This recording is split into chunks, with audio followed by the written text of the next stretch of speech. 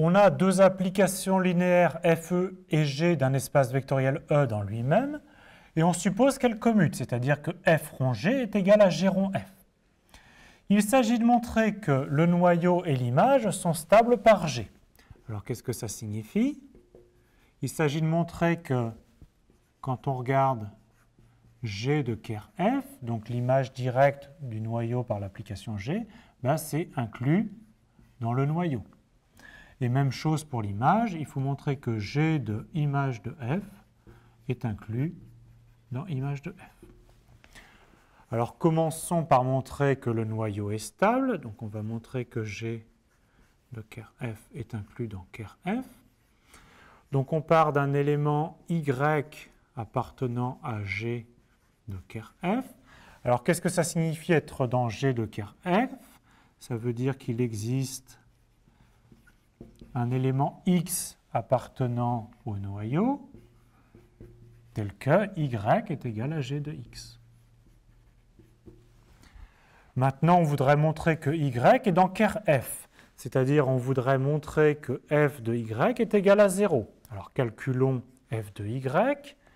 On vient de voir que Y c'est G de X, donc c'est F de G de X. Autrement dit, c'est F rond G de X. On utilise notre hypothèse que F rond G, c'est G rond F. Donc ceci, c'est aussi G rond F de X. Autrement dit, c'est G de F de X. Mais X est dans le noyau de F. Ça signifie exactement que F de X est égal à 0. Donc ceci, c'est G de 0. Et G est une application linéaire. Elle envoie le vecteur nul sur le vecteur nul. Donc ceci est égal à 0. On a montré que f de y est égal à 0, et ça, c'est exactement dire que y appartient au noyau de f. Qu'est-ce qu'on a fait? Quel que soit l'élément y de g de ker f, on a montré qu'il était encore dans ker f, et donc on a bien montré cette inclusion. On fait le même type de raisonnement pour montrer que g de image de f est inclus dans image de f. Donc, on part d'un élément qu'on va appeler z dans g de image de f.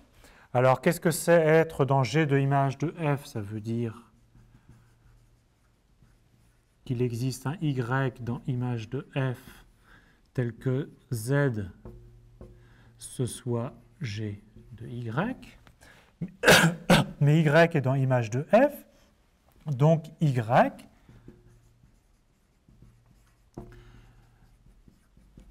peut s'écrire f de x pour un certain x, élément de notre espace vectoriel E.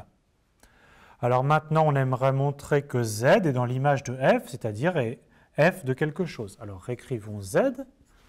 Z, c'est g de y, mais y, c'est f de x. Donc z, c'est g de f de x, autrement dit, c'est g rond f de x. On utilise encore notre hypothèse que g rond f, c'est f rond g. Donc c'est donc f rond g de x. Autrement dit, c'est f de g de x.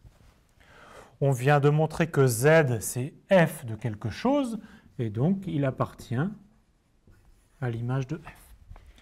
On a montré que tout élément z appartenant à g de l'image de f est en fait un élément de image de f, et donc on a montré cette inclusion. On a bien montré ce qu'on voulait, le noyau et l'image sont stables par g, bien sûr sous l'hypothèse que f et g commutent.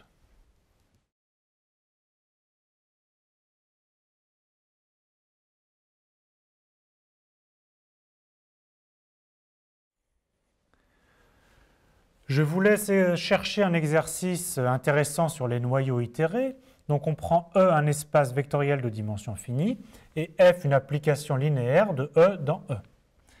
Alors en première question, vous devez montrer que le noyau de F est inclus dans le noyau de F rond F, qui lui-même est inclus dans le noyau de F rond F rond F.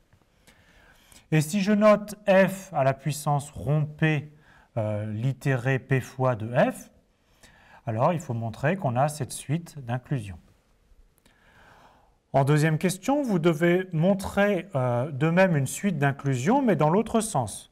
Vous devez montrer que l'image de f contient l'image de f rond f, qui, etc., contient l'image de f itéré p fois. Alors, troisième question, vous devez montrer que si à un certain rang P, le noyau de l'itéré P fois est égal au noyau de l'itéré P plus une fois, ben alors la suite des noyaux, à ce moment-là, tous les noyaux suivants, donc pour tout itéré Q fois avec Q plus grand que P, le noyau reste le même. Même chose avec l'image de F itéré P fois. Et ensuite, il faut conclure la chose suivante, c'est qu'on a une suite croissante de noyaux, c'est-à-dire qu'ici, on a une suite d'inclusion strictement croissante. Et ensuite, à partir d'un certain rang, ça va être une égalité d'ensemble, donc une suite stationnaire, à partir d'un certain rang qu'on appelle R.